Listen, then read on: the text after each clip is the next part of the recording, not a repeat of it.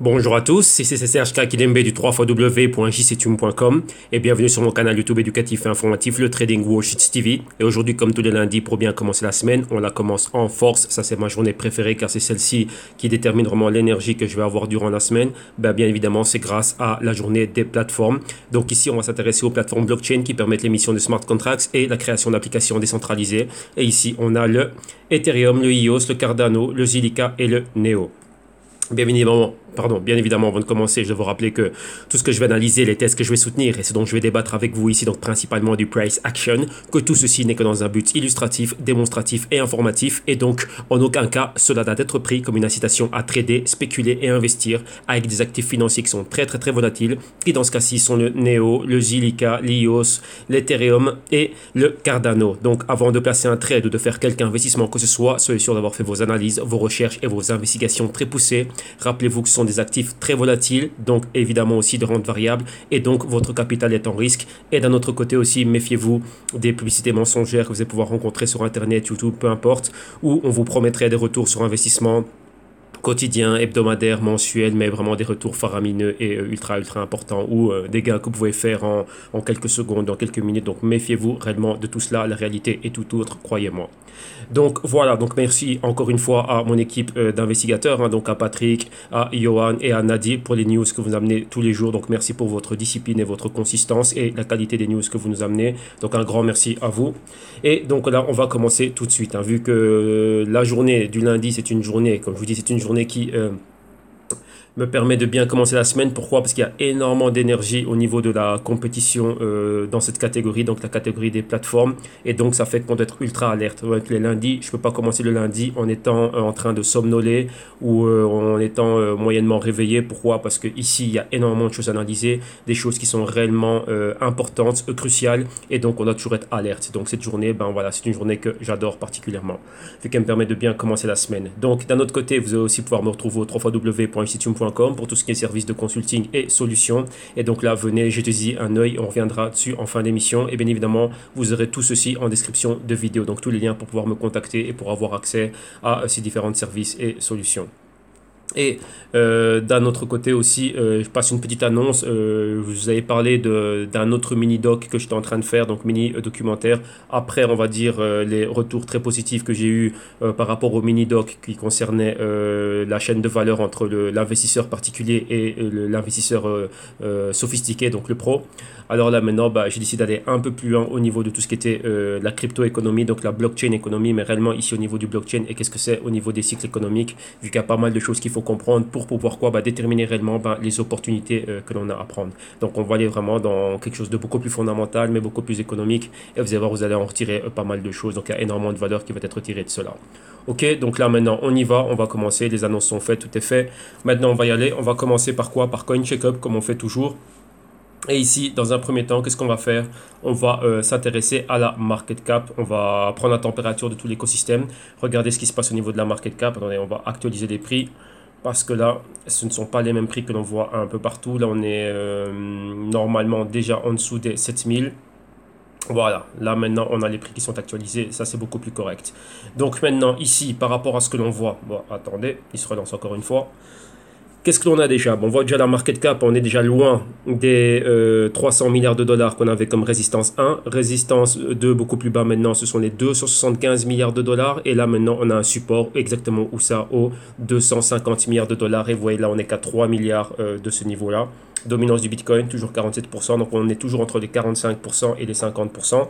Et donc voilà, maintenant Bitcoin comme indicateur, qu'est-ce qui se passe dans tout l'écosystème? Son patron, vous voyez qu'il est baissier, on voit bien la contagion ici. Donc tout le monde suit le pas du Bitcoin, donc tout le monde va à la baisse, canal baissier au niveau weekly. Donc si aujourd'hui on est lundi par rapport à ça c'était lundi passé, et vous voyez que là on est quoi? On est en chute libre, on baisse, canal baissier. Donc on voit le Bitcoin ici, son prix en dessous des 7000. Tout est rouge, excepté le niveau ici au niveau mensuel. Mais bon, ce qui nous intéresse, c'est le prix d'aujourd'hui et voir le trimestre dans lequel on est. Là, trimestriellement, on voit que c'est quoi? 25% à la baisse. Donc on continue réellement à être bien plus bas. Alors maintenant, on va s'intéresser aux cryptos du jour. Donc commençons par l'Ethereum. Son prix, 407 dollars. Donc on a quoi? On est juste pile poil sur la zone des 400 dollars. Donc une zone très psychologique. On va voir ça à l'analyse technique. C'est une zone qu'on avait déjà visitée et sur laquelle on avait buté pas mal de fois l'année passée. Et là, on revient retester cela comme support. Donc là, c'est très, très, très important ici. Market cap, 41 milliards de dollars. 24 heures flat, mais en négatif, moins 0,1%. Patron baissier ici sur le support et là on se stabilise légèrement sur le support, donc on verra ce qui va se passer. 2 semaines, c'est quoi? C'est pratiquement un peu moins de moins 10% à la baisse. 30 jours, donc c'est moins 13,4%, et trimestriel on est à un peu moins de moins 47%. Ensuite IOS ici dans le top 5 sont pris juste en dessous des 7 dollars, donc 6 dollars et 98 cents. Market cap 6,3 milliards. Au niveau 24 heures, on est flat mais en négatif. Ici, le même patron que l'Ethereum. Donc, c'est quoi? À la baisse. Et ici, on est sur le niveau du support. On est horizontal. Donc, on temporise. Donc là, on a arrêté l'hémorragie. 2 semaines, c'est moins 16,2%. Mensuel, c'est moins 19,2%. Et trimestriel, ici, c'est moins 61,8%. Continuons. Dans le top 10, on a quoi? On a le Cardano ici en 8e position. Son prix 13 cents. Market cap 3,3 milliards de dollars. Au niveau 24 heures, on est flat, mais c'est quoi? 1% à la hausse. Ici, on voit le patron exactement. Encore une fois, on décolle du niveau du support. 14 jours, c'est quoi? C'est moins 25,7%. Mensuel, c'est moins 12,5%. Et trimestriel, c'est moins 60,7%. Alors, continuons. Qu'est-ce qu'il nous reste? Il nous reste le Neo et le Zilliqa. Alors, Neo ici dans le top 15, donc on a ici en 14e position. Son prix, c'est 26 dollars et 75 cents, donc il vient de très loin. Ça, c'est ultra intéressant de voir un Neo à ce prix-là. Market cap 1 milliard, 1,7 milliard, excusez-moi. 24 heures, on est flat, mais en négatif. Le patron identique que tous les autres. 14 jours, c'est quoi? Un peu moins de moins 20%. Mensuel, c'est moins 27,7%. Et trimestriel, c'est un peu plus de moins 65%. Et le dernier, c'est le Zilliqa. Où apparaît-il? Zilliqa. Il est ici. Oh non, c'est pas lui. Voilà, ici dans le top 30. Zilliqa, il est là. C'est 5 cents de dollars. Market cap en dessous du demi-milliard. Donc c'est 418 millions de dollars exactement. 24 heures, moins 3,5%, patron identique, là ouais, qu'on est en train de rebondir ici sur le support. Donc qu'est-ce que ça veut dire ça? Il y a une tentative de perforation du support à la baisse, donc si c'est là, cela est réussi, donc si on continue à voir le Bitcoin aller beaucoup plus bas et tout l'écosystème aller plus bas, bah là on pourrait voir quoi? Toutes ces cryptos dans cette plateforme, les leaders de cette plateforme aller réellement à la baisse. Ici 2 semaines, c'est quoi? C'est moins 25,2%, mensuel c'est moins 33,1% et trimestriel c'est moins 62,3%. Donc voilà, ici on a pris la température de tout l'écosystème. Alors maintenant on va aller quoi? On va aller aux news, on va commencer par l'Ethereum, on va faire une synthèse parce qu'il y a énormément de news ici à donner. Mais là on va y aller. Donc numéro 1, rappelez-vous, il y a beaucoup de fake news qui sont en train de circuler. Donc ici on a toujours les pages des blogs. Donc les blogs c'est là où les propres fondations et comment dirais-je, publient eux-mêmes, valident eux-mêmes les informations. Donc vous voyez ici on est sur le blog d'Ethereum. Et qu'est-ce que l'on a? Tout ce qui était posté, donc vous voyez le dernier post c'était ici le 30 juillet, tout à voir avec tout ce qui est les DevCon. Donc les DevCon c'est quoi? C'est les conférences des développeurs. Donc pour le moment, voilà, là c'est tout ce qui a été mis à jour pour qu'il y a énormément de choses à faire au niveau des applications, de la plateforme et ainsi de suite et tout ça. Donc voilà exactement ce qui est en train de se passer et voilà ce que eux ont mis au niveau des informations. Donc là, ils ont privilégié cela. Et donc ici, qu'est-ce qu'on a? Déjà une première vidéo que je partage avec vous. Ça c'est Joseph Lubin, donc l'un des cofondateurs d'Ethereum. Et quoi? Il revient réellement sur Ethereum, la création, comment il est rentré dedans et ainsi de suite, et ce qu'il voit. Et là, c'est comment dirais-je, ici, c'est Madame Laura Shin qui bosse à Forbes et qui est en train de faire son interview. Donc c'était lors d'un sommet, lors d'une conférence ici, donc tout ce qui était fintech, ainsi de suite et tout ça. Et la chose qui est très importante, il y a des points clés qu'il est en train de citer, et réellement les points clés au niveau des applications décentralisées et tout ce qui est créé sur la plateforme d'Ethereum, et pourquoi selon lui Ethereum, enfin selon eux, toute l'équipe pense qu'Ethereum va réellement changer le monde. Donc ça c'est une interview ultra intéressante, hein. Très intéressant. Regardez, donc là je vous le recommande fortement. Voilà pourquoi je le partage ici avec vous. Je suis tombé là-dessus vraiment par hasard. Alors continuons. Qu'est-ce qu'on a? Ici on a quoi? Les conférences des développeurs, donc les DevCode ici.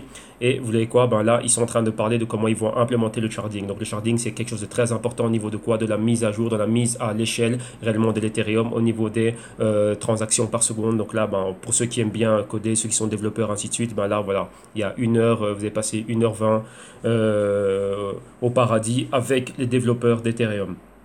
Alors maintenant, continuons et voyons un peu qu'est-ce qui est en train de se passer ici. Il y a eu pas mal de news qui étaient super intéressantes.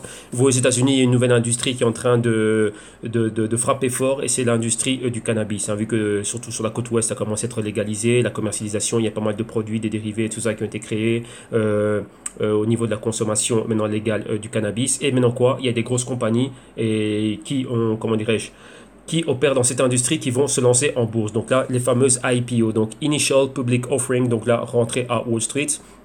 Et maintenant, pour cette levée de fonds qu'ils vont faire pour cette future IPO, quelque chose de cool maintenant, quelque chose de nouveau qui n'était jamais fait. Donc ça, c'est une première. C'est quoi? C'est que pour le financement de cette IPO, maintenant, on va pouvoir financer cela via du Bitcoin et de l'Ethereum. Et donc ça, c'est une première. Donc là, voilà, ça arrive. Et là, maintenant, vous voyez que c'est fait dans un marché, c'est centralisé, légalisé et tout ce que vous voulez. Maintenant, c'est quoi? On va pouvoir y aller. En plus des dollars, on va pouvoir donner des cryptos et principalement Bitcoin et Ethereum. Alors maintenant, ça, c'est une news ici qui est clé. Et là, il faut en avoir beaucoup plus afin qu'on puisse réellement valider cela et ainsi de suite. Pourquoi? Parce que Sirin Labs, rappelez-vous ceux qui voulaient sortir les smartphones décentralisés, les smartphones sur la blockchain, donc les Finlay, étaient en collaboration avec Iota pour ce lancement. Mais maintenant, apparemment, selon la news que l'on a ici, ce serait quoi? Ils auront abandonné le lancement de ce téléphone sur la plateforme blockchain de Iota, donc via le Dark et le Tangle. Mais pourquoi? Pour maintenant aller et développer cela avec Ethereum.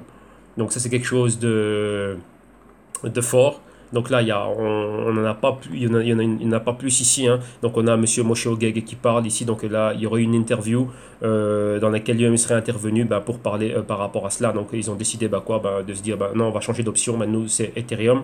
Donc ici, à travers Sirin Labs, à travers leur blog ici, ça n'a pas encore été validé, je n'ai pas encore vu de news par rapport à ça. Donc vous voyez que si la dernière fois qu'ils ont actualisé les choses, c'était il y a 6 mois, donc il y a 7 mois maintenant, donc au 12 décembre 2017. Donc on va attendre réellement de voir beaucoup plus de choses actualisées et ainsi de suite. Là, c'est une interview, on voit la personne à la tête de le CEO de Sirin Labs en parler, mais voilà, donc là c'est quand même des choses que c'est pas rien ça comme news, hein. Donc ça c'est vraiment une news qui comment dirais-je, ça ne va pas affaiblir le Iota. Iota est bien implémenté au niveau de l'industrie automobile, donc ça on l'a vu surtout en Allemagne ainsi de suite, mais là le smartphone c'est un dispositif qui est ultra important, surtout aujourd'hui dans l'époque dans laquelle nous vivons. C'est un dispositif qui est ultra important et ça c'est un projet qui s'annonce fort, hein. Alors maintenant voilà, le développer sur Ethereum, ouais, c'est du business, mais comment dirais-je, j'aimerais réellement en avoir encore plus, hein. Donc avoir beaucoup plus de confirmations, voir pourquoi, du comment et savoir exactement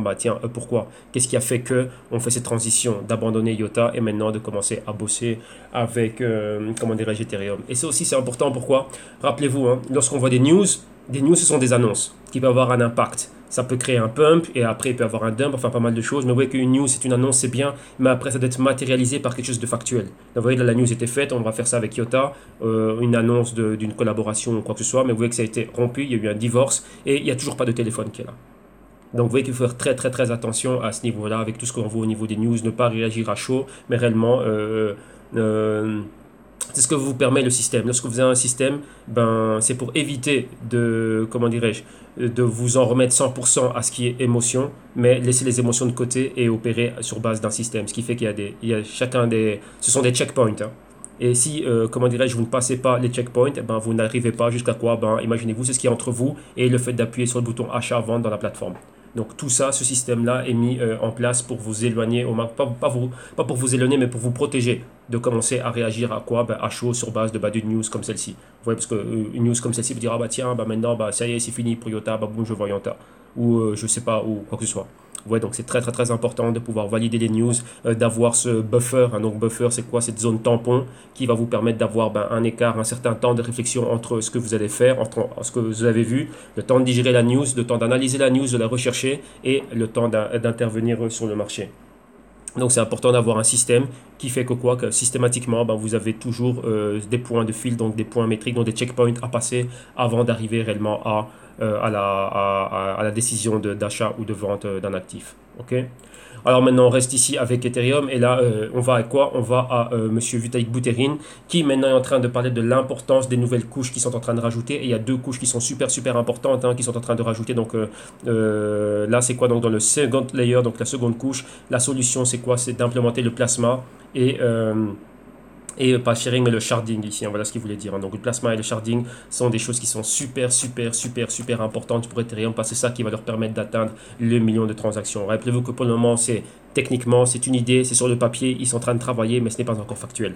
Dans le Q3, on est revenu dessus et on a vu quelles sont les dates, réellement l'horizon de quand est-ce qu'ils vont pouvoir arriver à matérialiser et que ce soit factuel cela.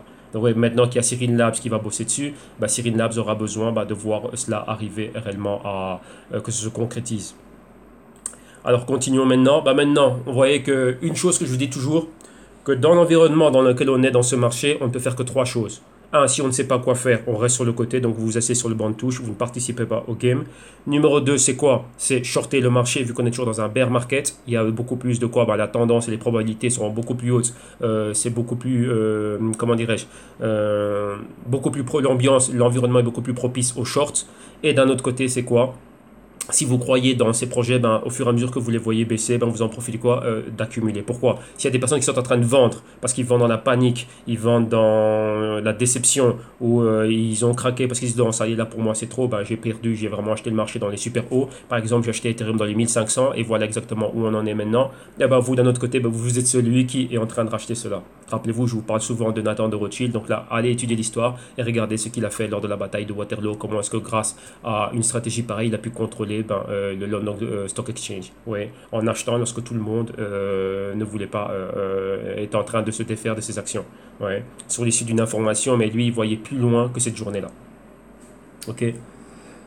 Donc ça, c'est ça. Donc maintenant, bah quoi? Bon, il y a la possibilité maintenant de pouvoir shorter l'Ethereum à travers quoi? Ben, un inversé. Vous voyez, c'est une espèce d'option qu'ils ont mis en place. Rappelez-vous, il y a des ETF qui sont inversés. Donc c'est quoi? Si j'achète par exemple le S&P ultra short, en achetant cela, bah, ça veut dire quoi? Acheter cette action, ça équivaut à shorter le véritable sous-jacent, donc le S&P. Alors ici, bah, il y a une startup donc d'IDEX que l'on voit ici qui a été quoi? Qui a été financée par Andreessen Horowitz et encore d'autres venture capitalistes.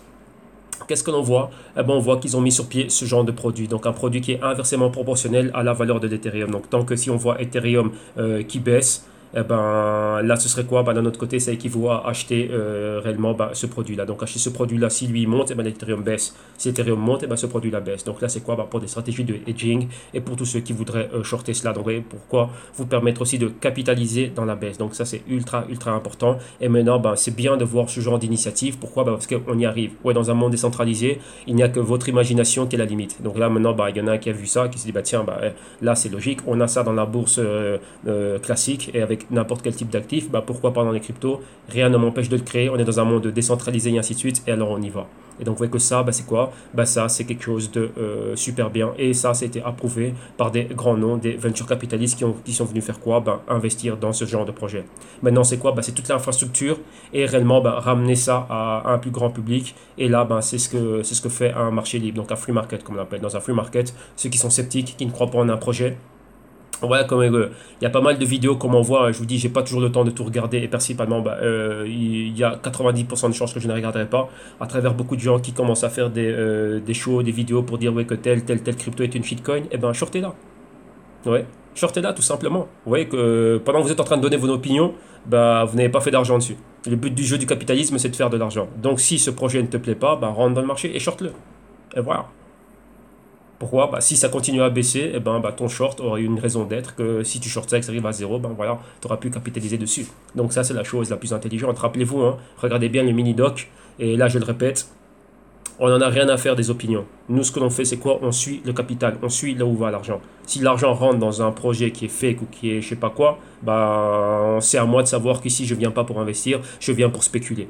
Si l'argent rentre et que cela monte, eh ben, j'en profite. Et si ça baisse, eh ben, voilà, maintenant, j'ai l'occasion de pouvoir shorter cela. Donc, dans les deux cas, il n'y a aucune excuse, je peux faire des sous. Ouais, donc c'est ça. Donc maintenant, la chose étant, c'est quoi? Bah, apprenez cette habilité à pouvoir shorter le marché. Comme ça, bah, tous les projets qui vous semblent être banals et qui ne ressemblent à rien et qui n'aboutiront à rien, bah, venez et shortez-les. Ouais.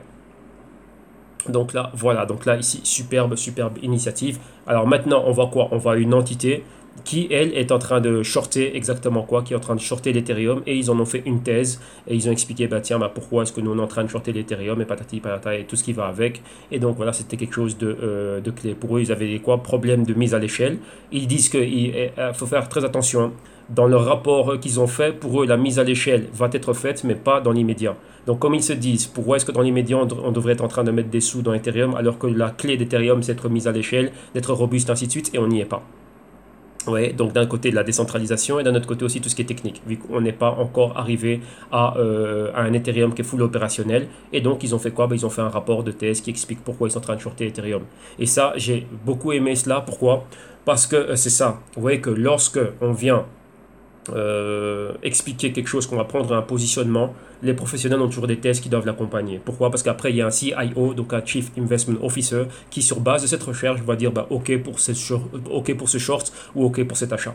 Et on ne vient pas aux émotions parce que quoi, il y a une vidéo de 10 minutes qui disait que c'était un shitcoin. Non, le rapport doit être solide. On doit avoir une thèse qui explique bien le pourquoi et du comment. Et rappelez-vous, ce ne sont pas des opinions ici, c'est une conclusion. Après avoir fait ce rapport, la conclusion est que Ethereum pourrait continuer à avoir son prix baissé. Donc nous, on veut capitaliser dessus et donc on short. Et une fois qu'on va arriver à un sol, donc un véritable support, et que Ethereum va faire demi-tour et qu'il aura à améliorer ses problèmes de mise à l'échelle avec le plasma et le sharding, et qu'il aura implémenté pas mal d'autres choses au niveau de la technique pour ses smart contracts, tout ce que vous voulez, et là on reviendra aussi. Tout simplement, c'est ça. Et ici, là, vous avez une partie de leur thèse qu'ils ont fait, la thèse bearish, donc ça, c'est ça. Donc là, c'est ultra, ultra bien fait. Ouais, et c'est ça que vous devez, vous particulier, vous qui commencez, c'est à ça que vous devez arriver. Réellement à faire une thèse sur base, pourquoi je vais acheter tel crypto ou pourquoi je vais shorter tel crypto, pourquoi je suis plus dedans, pourquoi ci, pourquoi ça, vous devez pouvoir vous l'expliquer. Ou sinon, ça ne sert à rien. Vous pouvez faire des gribouillages sur un graphique, on s'en fout, ça tout le monde peut le faire. Ici, c'est prédire le futur, c'est pour ça, c'est comme ça qu'on fait de l'argent. En gros, c'est ça, résumé tout simple. Donc, hors de tout ce blabla encyclopédique, la clé, c'est quoi? J'ai du capital, je veux faire du capital. Donc, que ça monte ou que ça descende, il y a moyen de faire du capital, mais je dois avoir une thèse solide qui m'explique que. Et avoir le risque sous contrôle. Donc là, voilà ce qu'ils ont fait. Donc là, c'est un article que j'ai énormément aimé, énormément apprécié. Et voilà, ils ont une thèse de 41 pages qui soutient cela. Donc voilà, donc ça, c'est un travail de pro. Et il y a les liens vers le papier, ainsi de suite. Donc ici, tout le monde peut le voir à travers les liens ici. Donc là, vous les aurez, vous aussi, en description de vidéo. Donc là, ça va être ma lecture de cet après-midi, lorsque j'irai faire du vélo. Comme ça, ça va m'occuper lorsque je serai à la salle de sport. Alors maintenant, continuons et on voit encore quoi maintenant, d'autres initiatives, encore une autre DApp, donc une autre application qui veut lancer quoi? Un service de, on va dire ça comme ça, c'est plutôt ce qu'on appellerait une security token, donc un jeton qui est backé par quelque chose, donc une stablecoin, donc la compagnie Vault qui a, la startup Vault qui aurait quoi? Va lancer un gold back et, un gold back stablecoin en utilisant la blockchain d'Ethereum. Donc ça c'est quelque chose de super bon ici. Donc on voit que le USD Vault sera quoi? Ce sera son ratio de 1 à 1, donc adossé réellement au dollar US. Et comme on dit, ça va être 100% redeemable. Qu'est-ce que ça veut dire? En ayant un USD Vault, c'est-à-dire que quelque part dans le monde, il y aura quoi? Il y a de l'or qui est, qui est dans un coffre-fort. Donc là, ils auront des audits, tout ce qui est sécurisé, afin de pouvoir le jour où je dis, tiens, moi je veux revendre ceci et je veux qu'on me fasse ce qu'on appelle le delivery. Donc j'échange ceci et je veux qu'on me donne l'or qui correspond au nombre de USD Volt que j'aurai. Voilà, donc là c'est quoi? C'est ce qu'on appelle un physical settlement. Donc au bout du compte, où je vais recevoir le capital, donc l'équivalent en dollars ou l'équivalent en or. Donc ça c'est quelque chose de pas mal. Et on voit aussi que ce USD Vault token est quoi? Basé, c'est un ERC20, donc basé sur quoi? Sur la blockchain d'Ethereum. Donc là, c'est pas mal. On commence à voir de plus en plus de choses comme ça qui sont en train d'être mises en place. Mais ça ici, c'est quelque chose qui est fait 100% bien. Comme vous voyez, c'est 100% audité, 100% transparent et c'est ce que permet le blockchain. Donc pour être sûr que lorsque moi j'ai ça, que j'ai pas du vent, qu'il y a réellement de l'or backé, qui s'est backé par de l'or qui est quelque part dans un coffre-fort. Mais quoi, ici ce sont des bullions, donc LBMA. Donc c'est vraiment de l'or réellement au standard international. Donc maximum pureté, donc 24 carats, 99,99, ainsi de suite, tout ça, avec certificat et tout ce qui va avec, là, dans des coffres forts.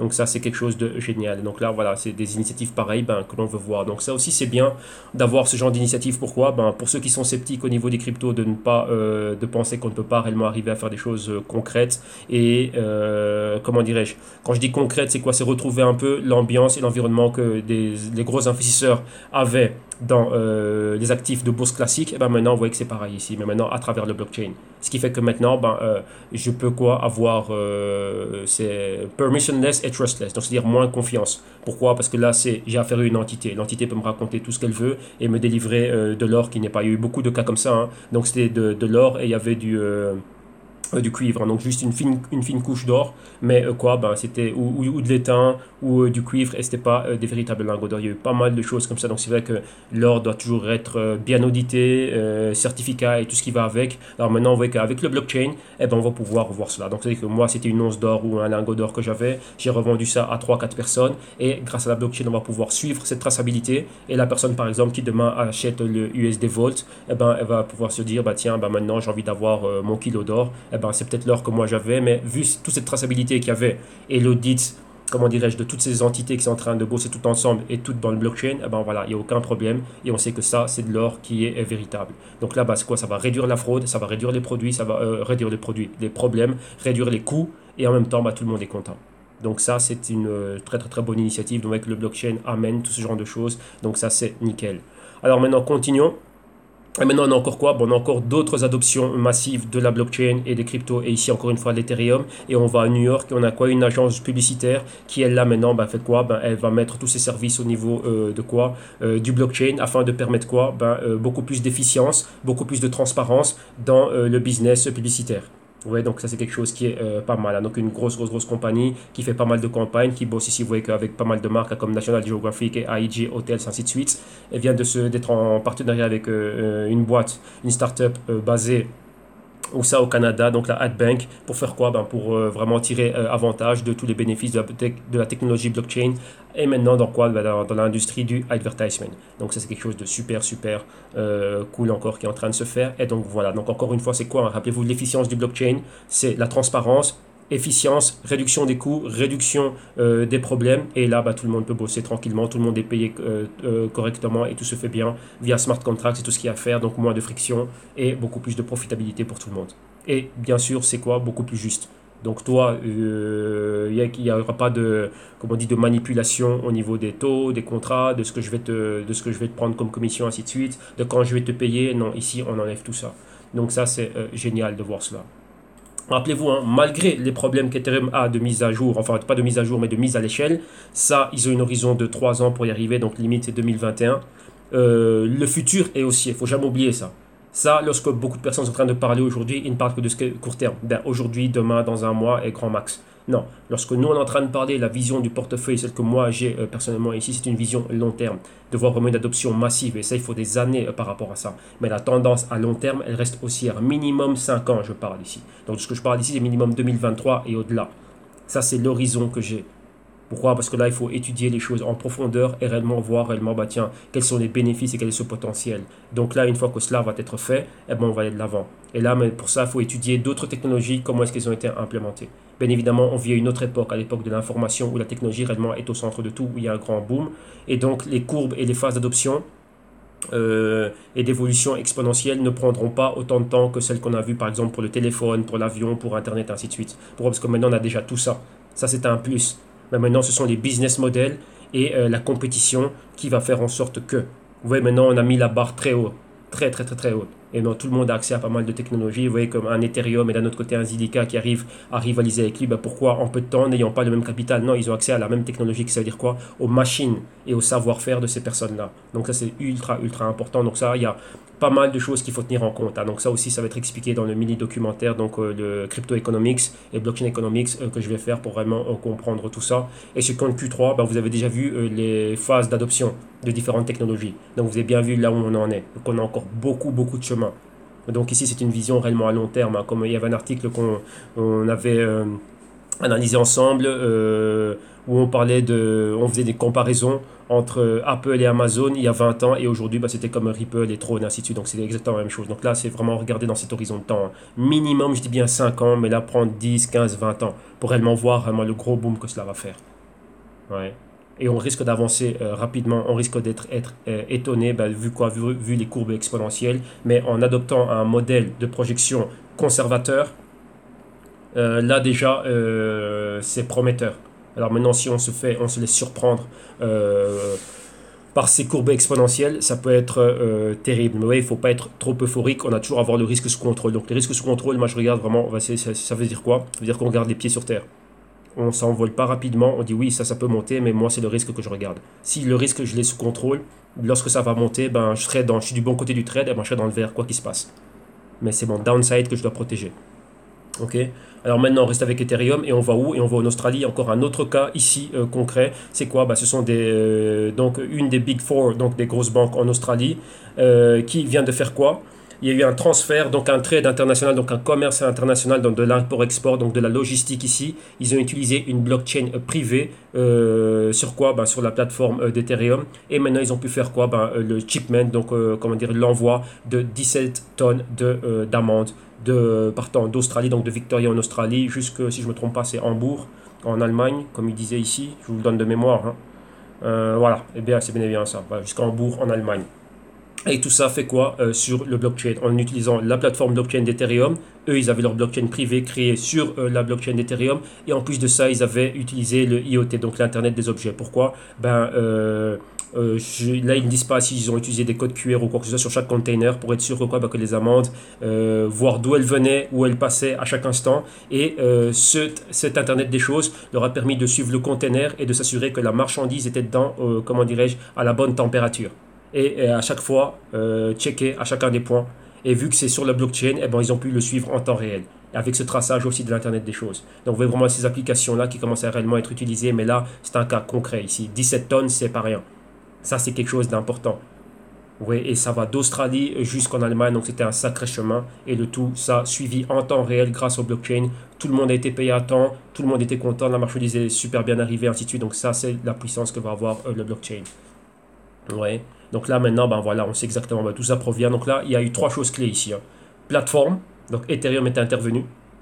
L'Internet des objets, traçabilité, et qui dit traçabilité dit supply chain. Donc chaque point, on a pu suivre cela. Donc ça, c'est vraiment quelque chose de très très très très très très grand. Et ici, on voit, ça c'est ce que l'on veut voir. Donc lorsqu'on voit ceci et que ça commence là comme ça maintenant, imaginez-vous, ça va être comment demain lorsque tout va être vraiment au top. Ouais. Donc là, vous voyez, ils sont revenus sur les choses clés. Donc l'Internet des objets. Ici, le data, donc aussi toutes ces données doivent être stockées quelque part, donc les monitorer et pouvoir les stocker quelque part. Ici, au niveau de quoi? Quelles étaient les données? Les données de monitorage de la condition, de la température et de l'humidité dans le conteneur, tout ça, c'était vérifié en temps réel. La supply chain, et bien évidemment, blockchain, vous voyez ici la supply chain, et d'un autre côté, la plateforme qui est celle de, comment dirais-je, d'Ethereum. Donc, 3 choses clés ici. Et ça, comme on voit que ça a prouvé que on peut moderniser le global trade, donc le trade, donc le commerce international. Donc ça, c'est vraiment quelque chose de très très très fort. Ok, donc là maintenant on va terminer ici avec l'analyse technique de l'Ethereum. Voilà, je bois un petit coup et on y va. Alors, Ethereum, qu'est-ce que l'on voit? Qu'est-ce que l'on voit? Voilà, on va mettre ça comme ça on voit aussi le stochastique. Qu'est-ce que l'on a ici?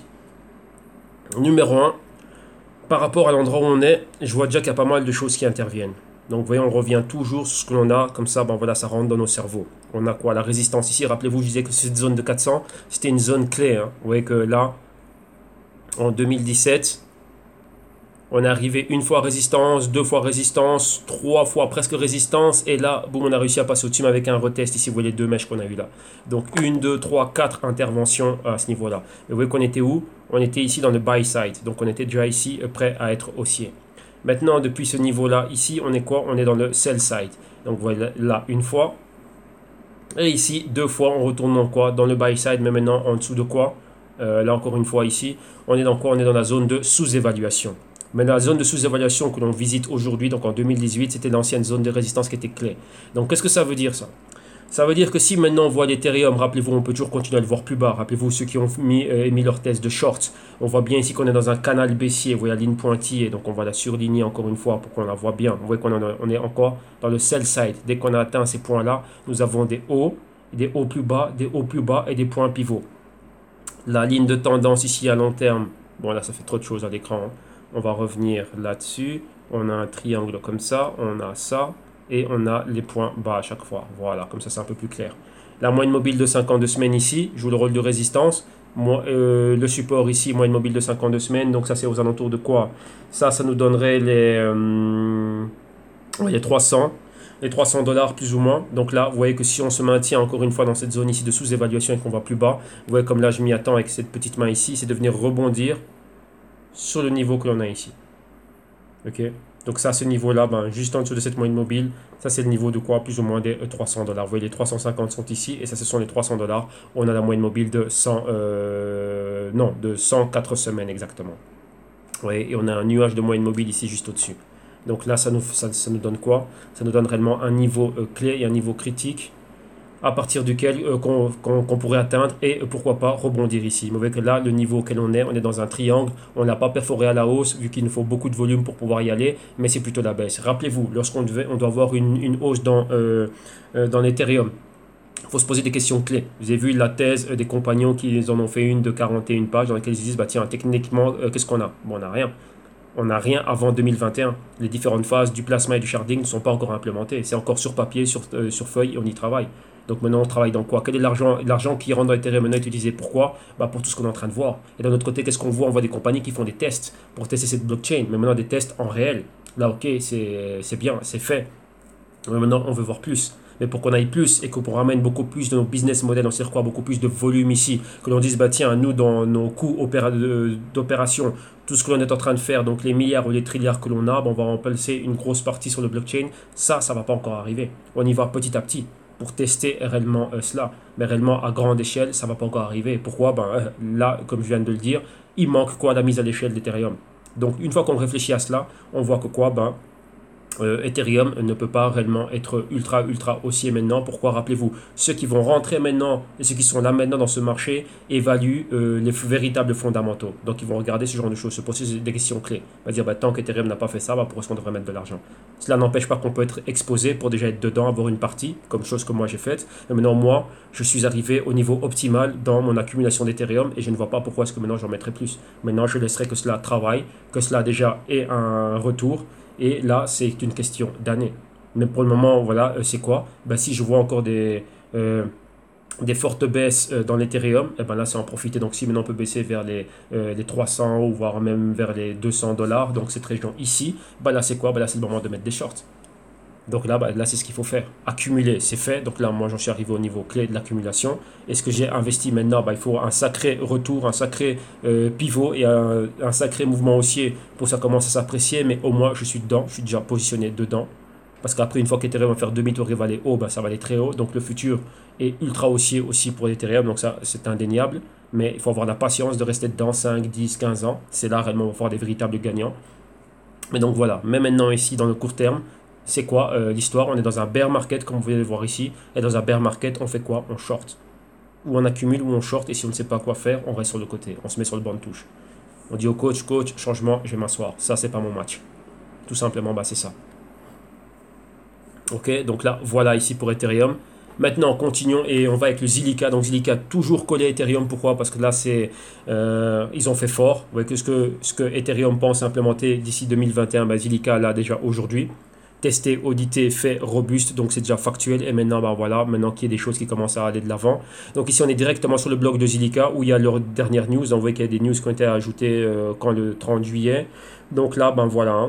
Donc là, il faut faire des traductions, ainsi de suite et tout ça. Mais on voit déjà que ça commence à avancer. Donc maintenant, on va voir un peu quelques news. Et qu'est-ce que l'on a? On voit que maintenant que Zilliqa va ramener quoi? Va ramener le blockchain, sa blockchain ou aux compagnies japonaises. Via quoi? Via Infoteria.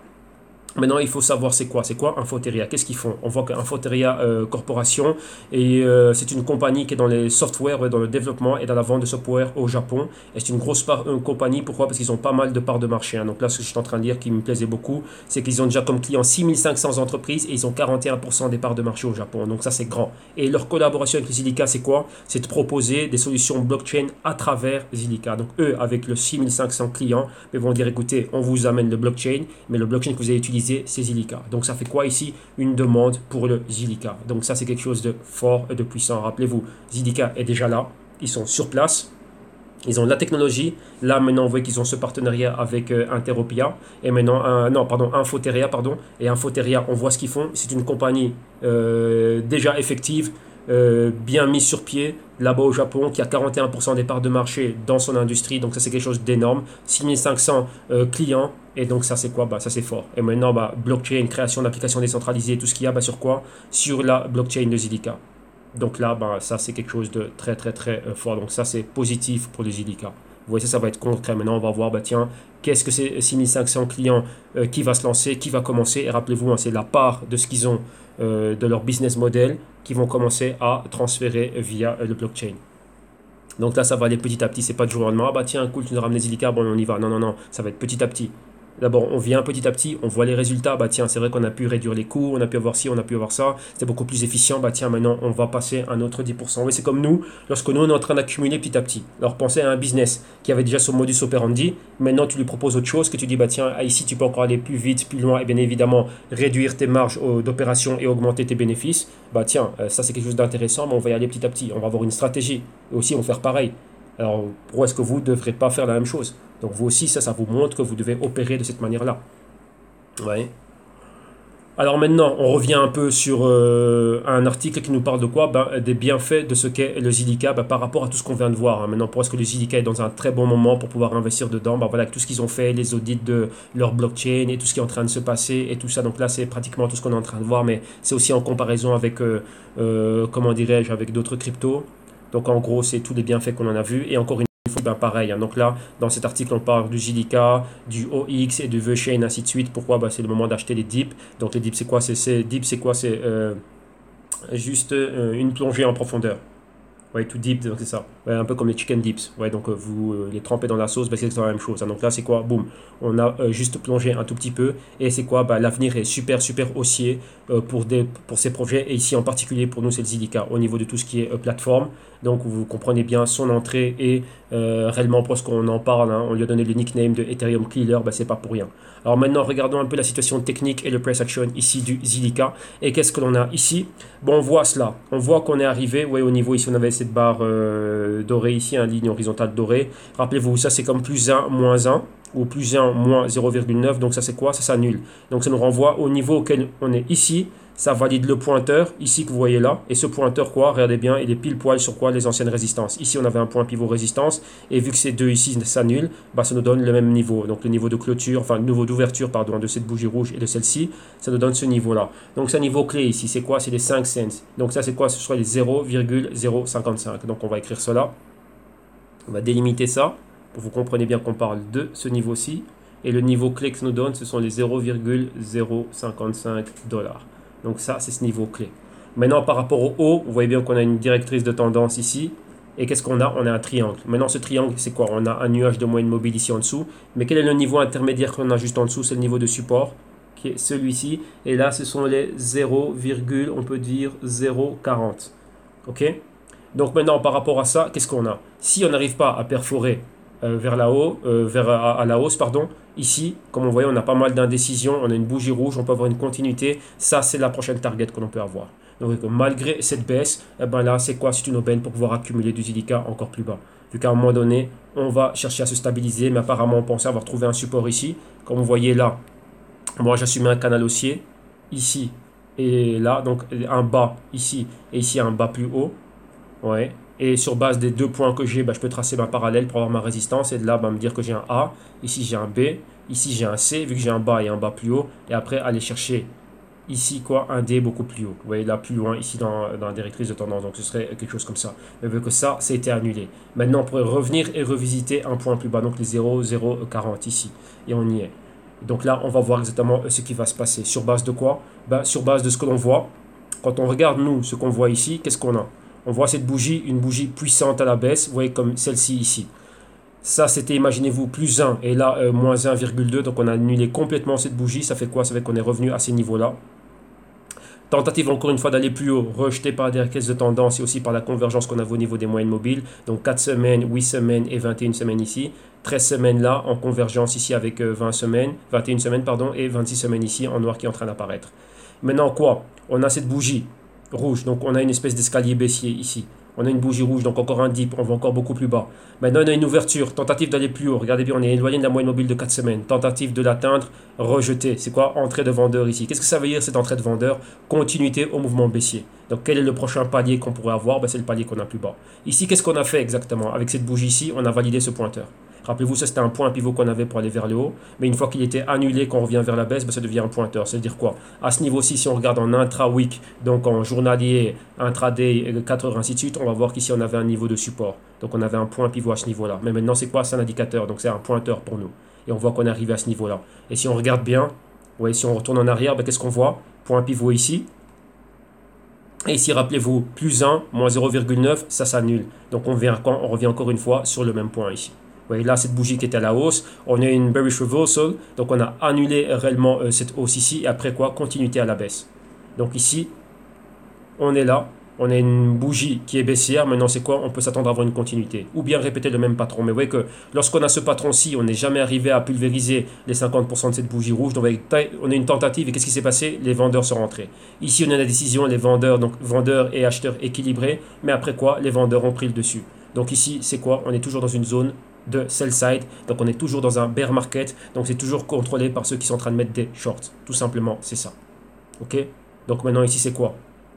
Ne pas tenter d'aller chercher des opérations haussières, vu que vous pouvez prendre quoi? Faire travailler votre argent durant 1 ou 2 semaines, ou prendre plus des risques pour quoi? Atteindre cette zone ici vers le bas. Donc là, là on va réévaluer nos positions une fois que l'on voit, tiens, si on se rapproche de ce qu'on voit ici, donc si cette probabilité se matérialise, qu'elle devient réelle, factuelle, donc c'est-à-dire quoi? Qu'on arrive à cette zone des 0,040. Ok? Donc là, voilà pour le Zilliqa. Maintenant, continuons et il y aura EOS. EOS aussi qui fait pas mal parler de lui. EOS qui a toujours pas mal de choses. Donc ici, vous avez la page de Block One qui est la compagnie derrière EOS. Et ici, vous avez la partie des news. Donc vous voyez ici tout ce qui est au niveau des press releases. Et vous voyez qu'ils sont toujours en train de quoi?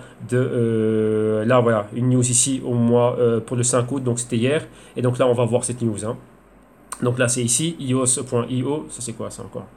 Ah non, excusez-moi, ça c'est la page. Et nous, la news que l'on voulait voir, elle est un peu plus loin. Elle est un peu plus loin, voilà. Là, les Australiens qui avaient gagné, mais on va y arriver. Donc là, maintenant, on va regarder un peu qu'est-ce qui se passe. Il y a eu pas mal d'interviews et pas mal de choses super intéressantes ici. Et qu'est-ce qu'on a maintenant ici? Ici, on a quoi? Dan Larimer, donc le fondateur, maintenant qui est CTO, donc Chief Technical Officer. Il a fait quoi? Il a, vu que c'est une entité, enfin, une structure décentralisée, il a proposé quelque chose. Pourquoi? Pour réduire les coûts de capital dans l'utilisation de la plateforme EOS. Donc là, il a fait une proposition pour voir quoi, comment est-ce qu'il pourrait améliorer cela. Donc l'utilisation du capital ici au sein du réseau. Pourquoi? Rappelez-vous, depuis leur lancement, ils ont eu pas mal de problèmes. Un problème de vote, après problème de RAM, problème de ci, problème de ça. Donc voilà, donc là maintenant, ils sont en train d'arranger cela. Note, et je tiens bien à le dire, vous m'avez entendu être baissier sur le EOS avec les opérations que j'ai fait dans les émissions passées. Rappelez-vous, comme je dis pour Ethereum, dans le long terme, EOS reste un projet qui a une trajectoire bien déterminée, une trajectoire comme ceci, haussier dans le long terme. EOS nous a fait quelque chose comme ça. Là, c'était la zone des 24 dollars, 24-25 dollars. Et depuis là, c'est quoi? Boum, ils ont fait ceci. Là, maintenant, on est là, on est en dessous des 10 dollars. Ouais, là, c'est ça. Et là maintenant, avec tout ce qui est en train de se passer, ils sont en train d'essayer de se stabiliser. Ouais, mais qu'est-ce que ça veut dire? Comme vous voyez ici dans mon dessin, on reste haussier. Ça, ce sont des problèmes passagers. Ce qui fait que ici, ça en fait quoi? Ça en fait une position spéculative. Mais là maintenant, c'est quoi? Avec là, je recommence à réaccumuler petit à petit au fur et à mesure où je vois qu'ils sont en train d'arranger les problèmes qu'ils ont. Et au fur et à mesure, c'est quoi? On est en train d'accumuler. Mais dans le long terme, ça, EOS reste un projet qui est haussier. La seule chose qu'il y a, c'est quoi? C'est qu'il faut protéger son capital. Lorsqu'on voit qu'on a pas mal de gains qui étaient faits ici et qu'on voit que c'est redescendu fortement comme on l'a vu, là, c'est quoi? C'était à l'avènement du lancement de leur mainnet. Là, j'ai fait des émissions par rapport à ça. Donc, regardez ce qu'il y a en archive les lundis. C'était quoi? Sortir et mettre des shorts. Donc là, j'avais déjà annoncé dès le début. Et les niveaux qu'on avait mis, voilà, on a atteint ces niveaux-là. Maintenant, c'est quoi? On tente de retrouver un point C ici dans ce canal aussi. Ok, mais rappelez-vous qu'à long terme, ça reste haussier, mais ils ont pas mal de problèmes. Pendant qu'ils ont des problèmes, ils sont en train de ramer et donc là, ils n'amènent rien réellement de concret. Ouais, donc là, ben, pourquoi être dedans? Mais c'est quoi ici? Être dedans, mais pas aussi fort qu'avant. Là, c'est mon cas, donc je parle de moi. Donc ici, c'est quoi? Moi, c'est accumulé au fur et à mesure où maintenant, je vois, ouais, tiens, on a fait ça, voilà, comme ce problème ici, c'est réglé, ok, on avance. Problème de gouvernance, c'est réglé, ok, on avance. Problème de block producers, ok, c'est réglé, ok, on avance. Problème du DPoS, c'est réglé, ok, on avance. Problème de la RAM, ok, on avance. Problème de ci, on avance. Et au fur et à mesure, on avance. Donc là, maintenant, c'est quoi? C'est faire des checkpoints. Les gars, ah, tu fais ceci, c'est comme un chien. Donne la papate, t'as donné la patte, tiens un sucre. Si t'as pas fait ce que je te dis, je vais te donner un sucre. Dans ce cas-ci, vous avez compris que le sucre, c'est quoi? C'est mon capital. Ouais. Il doit faire une bonne action et ils sont récompensés. Avec quoi? Notre capital. S'il n'y a rien qui est fait, ben pourquoi on va les récompenser? Ouais, ben ça c'est ma manière de penser. Donc là, ce qui fait que là, j'avance petit à petit. Au fur et à mesure qu'ils évoluent, j'évolue. Pourquoi? Ben, rien ne me dit pas qu'ils peuvent avoir un gros problème et on va encore voir le prix d'IP et ils peuvent rester là pendant 3 mois, 6 mois, 1 an. Ça, on n'en sait rien. Mais rappelez-vous que c'est positif dans le long terme. Pourquoi? Sur papier, leur proposition, elle est positive. Ok, et là maintenant tout ce qu'on est en train de voir, c'est toutes ces débâcles, comment ils sont en train de faire en sorte d'arranger cela. Alors maintenant, on a une autre interview ici, de quoi? Avec l'un des top block producers au Japon, et ils reviennent exactement sur les mêmes questions. Oui, ici le CCN a pu, comment dirais-je, interviewer l'une de ces personnes ici. Donc l'un des gens ici, Joseph Fanelli, donc Block Producers iOS là-bas, et donc là revenir réellement bah, sur tout ce qu'ils sont en train de faire, qu'est-ce qu'ils sont en train de voir. Pour lui ici, vous voyez au niveau de Ethereum Killer et ainsi de suite et tout ça. Bah, pour eux, ce qu'ils disent, ils ont déjà tué Ethereum au niveau de quoi? Principalement au niveau des transactions par seconde. iOS a montré, et là on a un article qui parle de ça, qui peut faire des milliers de transactions par seconde, c'était fait, c'était validé, et Ethereum n'est qu'à 30 transactions par seconde. Mais Ethereum aussi a sa spécificité, et comme ils disent bien, il a bien dit, on est différent. On est peut-être dans la même catégorie, donc plateforme, mais on a une spécificité qui est propre à nous, iOS, et qu'on fait mieux que eux. Et donc d'un côté, bah, ça c'est ça. Ouais, donc là, mais là bah, c'est toute cette interview, bah, c'est intéressant de voir bah, ce sur quoi ils sont en train de travailler. Le MyIOS Kit qu'ils ont voulu faire, qui était un peu un équivalent de MyEther Wallet, mais voilà, ils n'ont pas voulu appeler ça Wallet. Pourquoi? Parce qu'ici, ça porte un autre nom et ça a d'autres fonctions qui peuvent aller encore plus loin que ce qui était fait avec donc le MyIOS Wallet plutôt. Et là, voilà. Oui, c'est un peu un équivalent de MyEther Wallet, mais ici, c'est MyIOS Kit. Donc, un kit qui veut dire quoi? Ben, en plus d'avoir un wallet, j'ai beaucoup plus d'outils.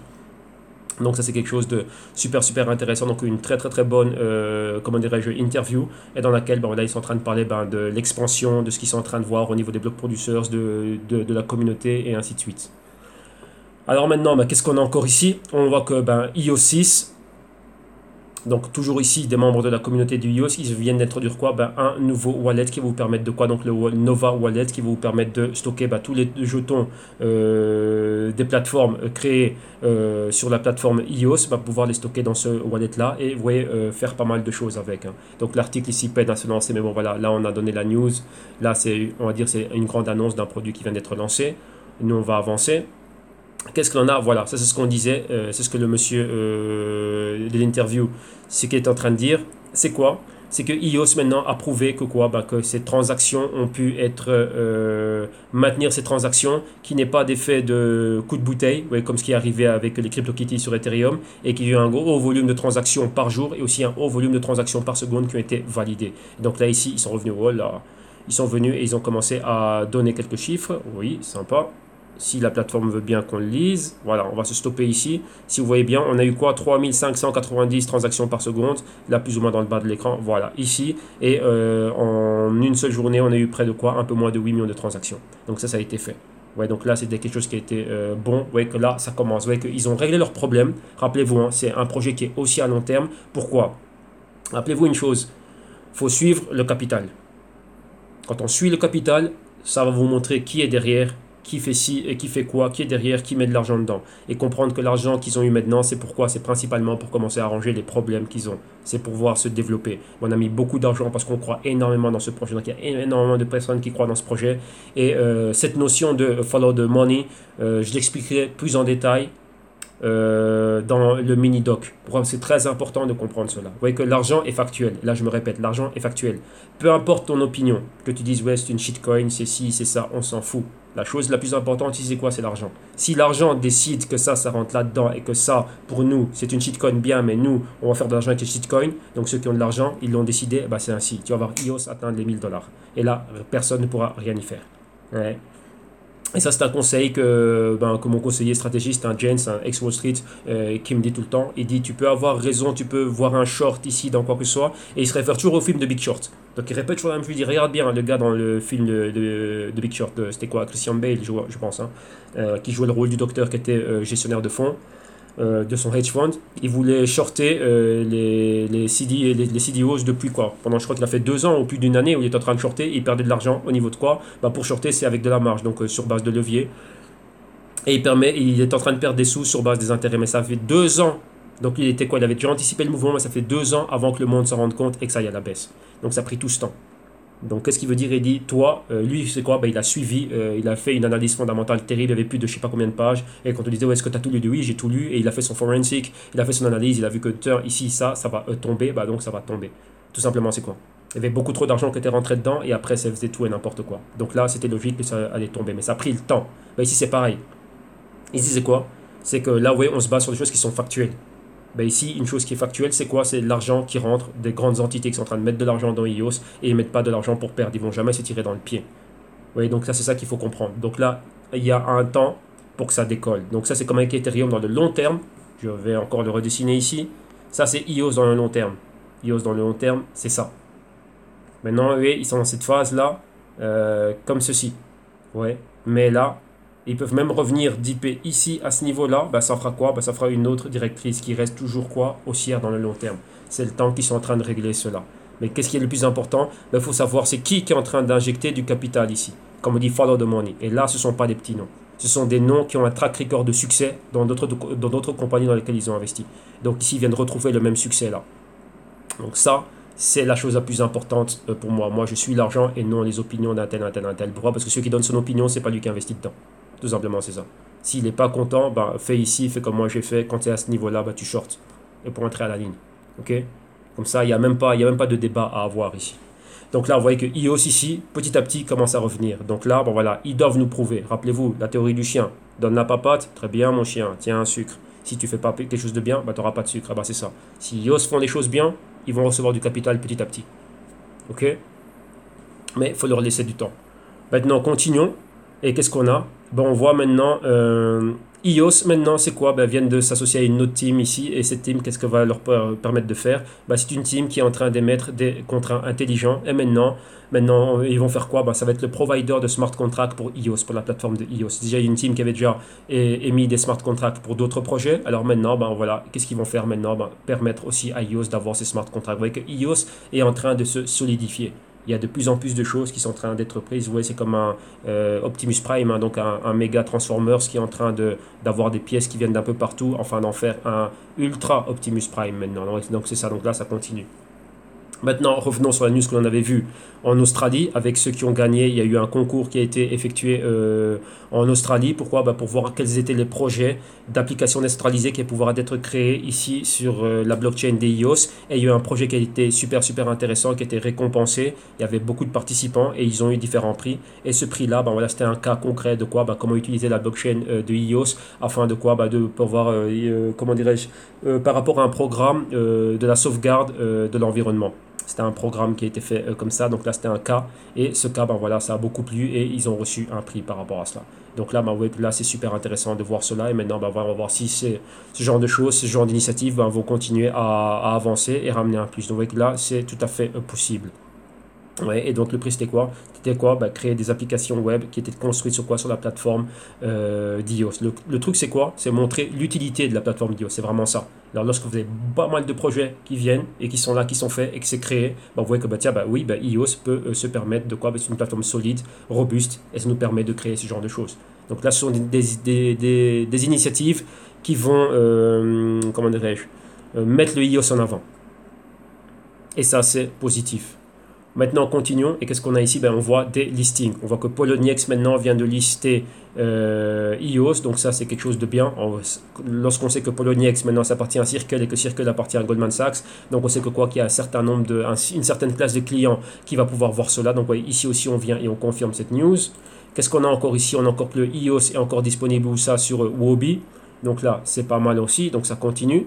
Maintenant, on va regarder quoi? L'analyse technique du EOS et on va y revenir. Donc vous voyez. Ici, je reviens sur mon joli dessin. Long terme du EOS reste haussier. Vous voyez qu'on a eu ceci, cela, ceci, lancement ici, et boum, on est là. Vous voyez que malgré ça, on a un bas plus haut et un autre bas plus haut. Maintenant, on cherche à se consolider à ce niveau-là. Ouais, ici, encore une fois en zone de sous-évaluation. Vous voyez ici, c'est quoi? Même si on dip un peu plus bas à ce niveau-ci, qu'on atteint ça, vous voyez ici les probabilités que l'on puisse faire ceci, ou même dipper encore un niveau encore bien plus bas, celui-ci, et encore tout recommencer pour aller vers le haut. Mais dans le gros, IOS reste haussier pour du long terme. Maintenant, c'est quoi? Ben, là, ils ont rencontré des problèmes en cours de route. Et ça, c'est un point que ça m'a pas étonné, mais ça a renforcé un peu mon opinion sur ce que j'en pensais, vu qu'il y avait beaucoup de... Il y a beaucoup de pourparlers, hein, donc comme lors de l'interview de M. Franelli, comme on le disait, on lui disait, bah, tiens, IOS, vous faites couler beaucoup d'encre, tant en positif qu'en négatif, il y a beaucoup de si, c'est une fraude, et si, ça, des manipulations, des conflits d'intérêts, et tout ce qui se passe, et des problèmes de gouvernance. Lui-même, il a souligné ce mot-là, dit oui, là pour le moment, on traverse une période qui est difficile au niveau de la gouvernance, mais il dit, bah, c'est ça, lorsqu'on est décentralisé.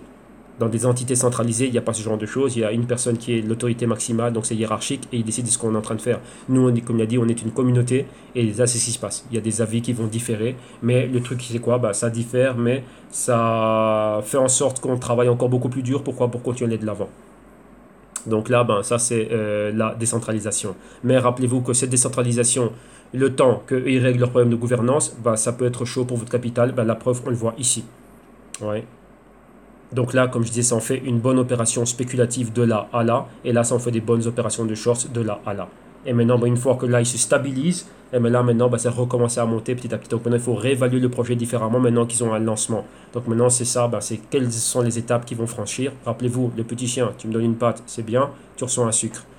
Assis, tu reçois un sucre. Debout, tu reçois un sucre, pardon. Va chercher, tu reçois un sucre. Et ainsi de suite. Et là, c'est comme ça qu'on va avancer avec eux. Vous voyez, pas à pas. On les accompagne durant toute cette trajectoire. Ok. Donc maintenant, revenons-en ici et concrètement, qu'est-ce qui se passe au niveau technique? Donc on va agrandir ceci ici. Qu'est-ce que l'on voit? Nous, on est là.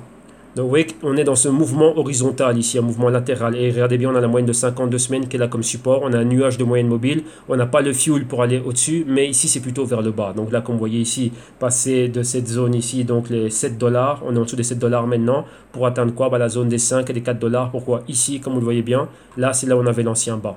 Ici, c'est qui était mon point A du A, B, C, D haussier qu'on n'a pas effectué. Et là, on est là. Donc ici, on pourrait revenir retester ceci ici. Si maintenant, vous voyez qu'on donne une continuité aux bougies baissières, vous voyez ici, celle-là n'a jamais réussi à pulvériser les 50%, directement entrée de vendeur. Et ici, les vendeurs rentrent avec décision. On revient sur la moyenne mobile. Si maintenant, on est en dessous de la moyenne mobile de 52 semaines, vous voyez, on ne voit pas celle de 104 semaines. Mais quoi, on va se baser sur des points clés. Revenir ici, quoi, à ces niveaux-ci. Donc ces niveaux-là, c'est exactement ici, les 4 dollars. Vous voyez, les 4 dollars est légèrement en dessous. Donc là, c'est ce qu'on va voir. Et si on va plus bas, on a les 2 dollars en bas. Et à voir si on va rebondir d'un de ces deux niveaux-là. Vous voyez, à un moment donné où le fondamental doit être en accord avec le technique, mais pour le moment, c'est pas ces moments-là. Donc on peut continuer à aller plus bas si on continue à voir tout l'écosystème aller plus bas. Ok, donc là, voilà ici pour le IOS. Et maintenant, on va aller il en reste deux. On va faire le Neo et le Cardano. Donc, Neo, qu'est-ce qu'on a? Là, ici, vous êtes sur leur page de blog. Donc, vous voyez exactement tout ce qu'ils sont en train de faire. Donc, vous voyez, ils sont en train de quoi? De rajouter tout ce qui est en train de se passer. Donc, là, c'est quoi? Ce sont les rapports des développeurs. On continue ici avec quoi? Une interview d'Eric Zeng. Donc là, on avait déjà vu une partie de cette interview la semaine passée, qui est l'un des trois fondateurs, donc là des cofondateurs ici de Neo. Donc une interview, on revient sur lui ici en long et en large, où il parle de tout ce qu'il est en train de faire. Et en gros, c'est quoi? Avec Neo, maintenant, on va lancer sa phase 3.0. Et c'est une phase, comme ils disent, qui est basée sur quoi? Sur la mise à l'échelle massive. Pourquoi? Pour permettre maintenant aux entreprises de bosser avec eux. Vous voyez, des entreprises déjà établies, qui ont beaucoup de données, qui ont beaucoup de besoins, donc nous d'être robustes pour permettre cela. Donc comme il a dit ici en résumé, je fais le résumé de ce qu'il a dit dans l'interview, c'est remettre le code à jour afin d'être prêt à offrir des services qui vont être la réponse parfaite et la solution parfaite pour la demande de ces grosses entreprises. Donc d'où l'initiative Neo 3.0. Alors maintenant on continue. Et là maintenant, voilà, ici on parle encore de quoi? De la version Neo 3.0. Mais ici, l'auteur de l'article ici fait une petite erreur. Pourquoi? Enfin, pas une petite erreur. Hein. Il parle que Neo maintenant entre dans la zone de buy, donc dans le buy side. Et donc là maintenant, comme je dis, on va voir ça si réellement le Neo entre en zone de buy side. Rappelez-vous qu'eux, lorsqu'ils parlent de ceci, ce sont toujours des points de vue journaliers. Et il y a beaucoup de bruit au niveau journalier. Donc maintenant, on va regarder réellement, est-ce que Neo réellement est dans ce qu'on appelle un buy side. Donc on a vu le 3.0, mais attention à ce qui a été dit ici. Et qu'est-ce qu'on voit encore une fois? Pour finir, un autre partenariat avec Certic qui va faire quoi? Qui va auditer et qui va amener quoi? La sécurité des contrats intelligents d'Ethereum. Rappelez-vous aussi, Neo passe à sa version 3.0 pour bosser avec des entreprises. Ces entreprises pour créer des applications décentralisées, rappelez-vous, une partie de leur business maintenant passer sur cette plateforme. Cette plateforme doit être solide, doit permettre qu'il n'y ait pas de bug dans les smart contracts, que tout au niveau de la sécurité, ça doit être clé. Les entreprises, ce sont des milliards, voire des trilliards qui vont être échangés pour des contrats de business qu'ils ont. Donc ça doit être parfait. Et donc là, vous voyez que là, ça c'est un partenariat stratégique et très très très utile. Donc auditer la sécurité et il faudra permettre que les contrats intelligents, donc les smart contracts, l'identité soit vérifiée, donc chacun des participants, tout enregistré sur la blockchain de Neo, qui soit sûr et bug free, donc il n'y a pas de bug. Rappelez-vous, un bug dans un contrat de 2 milliards de dollars, ces 2 milliards de dollars, ils sont où? Ouais, ça c'est un gros problème. Et ça, lorsqu'on bosse avec des entités, ça ne peut pas arriver. Ça tue votre réputation et vous n'avez plus de travail. Ouais. Donc là, voilà, donc on doit avoir ce genre de choses. Donc ça, c'est un très très très bon mouvement qu'on en approuve. Alors maintenant, premièrement, revenons un peu sur ce qu'on a vu. On a vu la version 3.0, et que c'est un gros lancement, pas mal de choses. Et là, l'auteur de l'article nous parlait d'un buy side. Là, maintenant, on est en weekly. Rappelez-vous que dans tous ces articles, on regarde souvent ce qui est en train de se passer au niveau journalier et souvent dans du court terme. Mais ici, on va voir. On a les hauts, on a des hauts plus bas à chaque fois, haut plus bas à chaque fois. Ici encore on a un haut plus bas, là encore un haut plus bas, ainsi de suite. À chaque fois qu'on a des points pivots. Maintenant, si je ne fais que tracer cette ligne pour délimiter ça, comme vous savez bien, ça c'est le sell side et ça c'est le buy side. Là, ce que je vois moi sous mes yeux, c'est que Neo n'est pas dans le buy side, on est toujours dans le sell side. Et là, comme on le voit encore une fois, on voit qu'on est en train de faire quoi? Depuis un bout de temps, on est en train de faire un escalier baissier. Donc si on continue à baisser ici, on peut encore baisser pour atteindre un niveau bien plus bas, qui est le niveau ici des 25 $. Et même voire des 20 $. Donc Neo est encore bien bas. On est déjà sur les 25 $, donc on peut atteindre les 20 $. C'est le niveau que l'on peut atteindre. Et ici, on est toujours en zone de sous-évaluation, toujours dans le sell side au niveau weekly. Ouais. Donc on n'est pas encore sorti de l'auberge, on n'est pas encore haussier, il n'y a rien d'haussier ici. On a eu des très bonnes news, des très bonnes annonces, mais non, on est toujours baissier ici. Prochain point de relais ici, c'est quoi? On a déjà atteint ce niveau, les 25, le triangle est ici, et apparemment on est en train de baisser à la baisse. Donc prochain point de relais, c'est quoi? C'est le niveau ici des 20 $. Si la baisse, elle continue. Ok. Alors maintenant, on va terminer avec le dernier, on va aller au Cardano. Donc, numéro 1, le bloc du Cardano ici, comme ça vous pouvez voir tout ce qui est fait au niveau des news. Et vous voyez que la grosse news c'était quoi? Cardano Smart Contract Testnet, le ILA a été lancé, donc on va revenir dessus. Et ici, il y a quoi? Il y a une vidéo ici d'un des développeurs de Cardano qui fait une démo du ILA Testnet, des Smart Contracts. Donc là, voilà, vous l'avez. Donc là, pour ceux qui aiment bien regarder ce genre de choses, là, je l'ai regardé, c'est très, très, très compliqué, ça fait très mal à la tête. Mais bon, voilà, je suis investi dans le Cardano, donc je dois savoir ce qui se passe au niveau du Cardano. Donc là, voilà, c'est fait, la testnet, elle est là. Donc ça va permettre à quoi? À tous les développeurs de venir et de jouer dessus et de créer pas mal de choses. Donc de pousser cela au-delà de ses limites et de voir après qu'est-ce qui se passe. Et maintenant, on voit quoi? Cardano a publié une roadmap au niveau de quoi? De la stabilité, l'interopérabilité et bien évidemment de la gouvernance. Donc là, ce qu'ils pensent atteindre pour le reste de l'année et pour les années à venir. Donc là, on continue. Qu'est-ce que l'on a ici?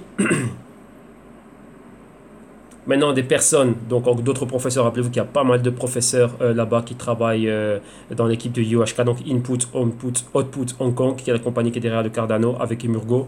Et donc ici, vous voyez que là, ils utilisent, eux, c'est quoi? C'est le Ouroboros.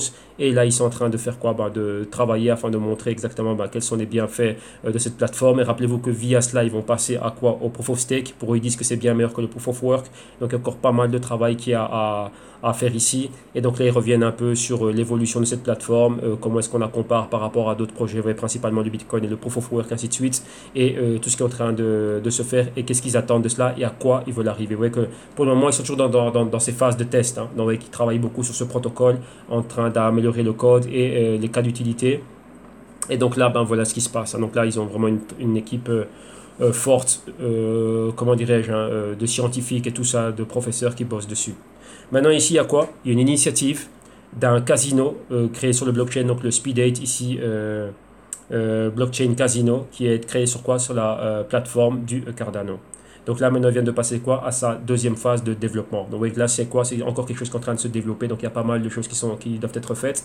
Mais le point fort que j'ai vu ici, c'est quoi dans ce que j'ai lu? C'est que, ça va être proposé à tout ce qui est gaming online, donc casino en ligne et tous ces trucs-là, mais aussi aux casinos physiques, donc ceux qui ont pignon sur rue, pour qu'il y ait un peu de, enfin pas qu'un peu, que cette technologie sous-tende aussi l'infrastructure de ces casinos-là.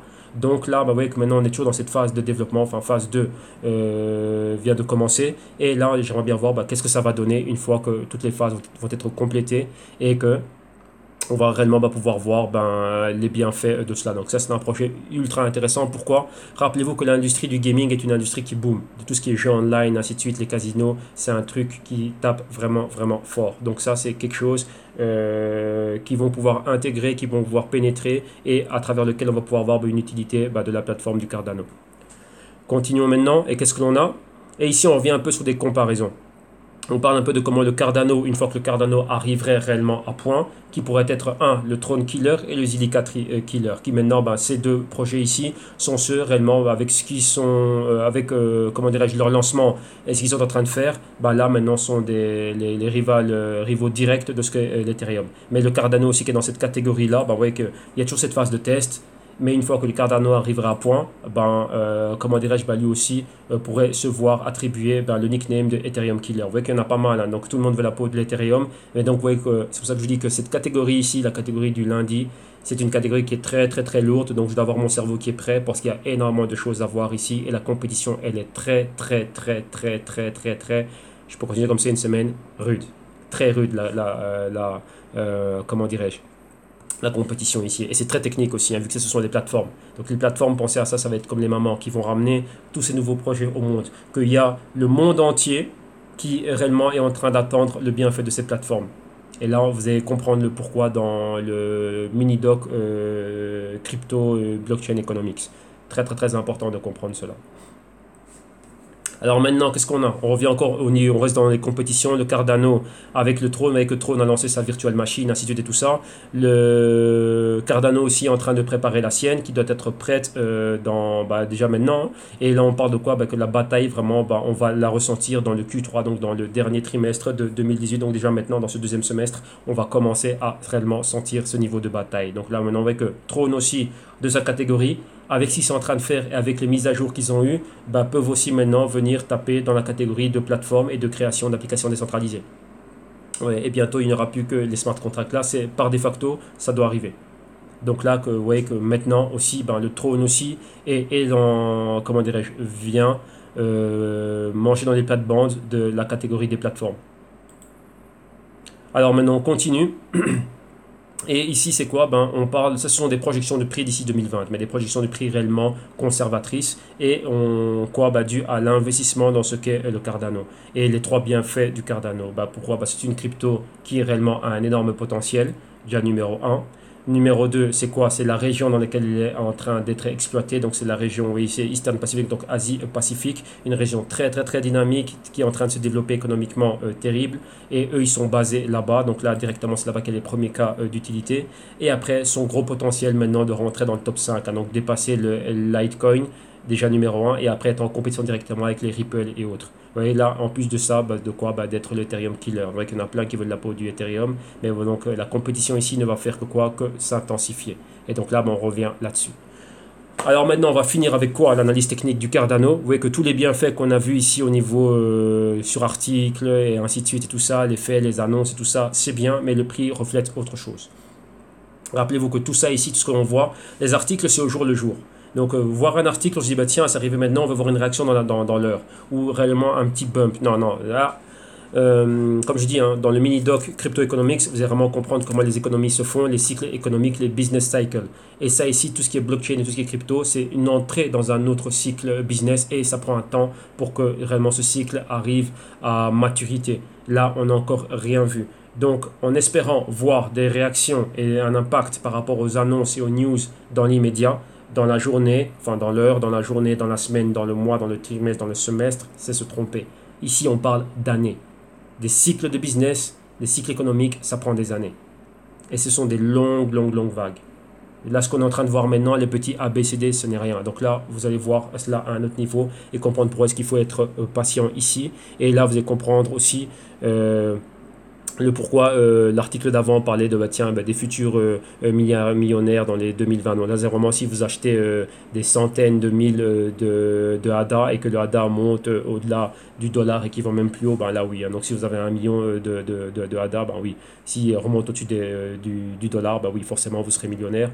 Mais bon, voilà, il faut en acheter énormément. Mais un investissement pareil requiert aussi quoi? Une analyse qui va avec. Une analyse d'1 million de dollars, tout simplement, c'est ça. Et vous avez vu, c'est quoi une analyse d'1 million de dollars? Il faut payer pour y en arriver. Pourquoi? Ça, c'est pas la vidéo de 5 minutes, c'est pas l'article que j'ai lu ici de 100 lignes, non. Ça, c'est une analyse qui équivaut à un investissement d'1 million de dollars. Donc là, c'est quelque chose de gros. Ok? Maintenant, ici au niveau du prix, qu'est-ce que l'on voit? Qu'est-ce qui nous tape à l'œil ici directement? Numéro 1, de revenir en arrière. On voit comment on est en train de monter ici en face d'escalier haussier. On a atteint les hauts. Et ici, vous voyez quoi? Voilà. Toujours dans quoi? Le fameux sell side. Maintenant, ici, cette première marche de l'escalier, on voit que quoi? Elle correspond à ce niveau ici de support. Donc là, vous voyez ici, zone de sous-évaluation.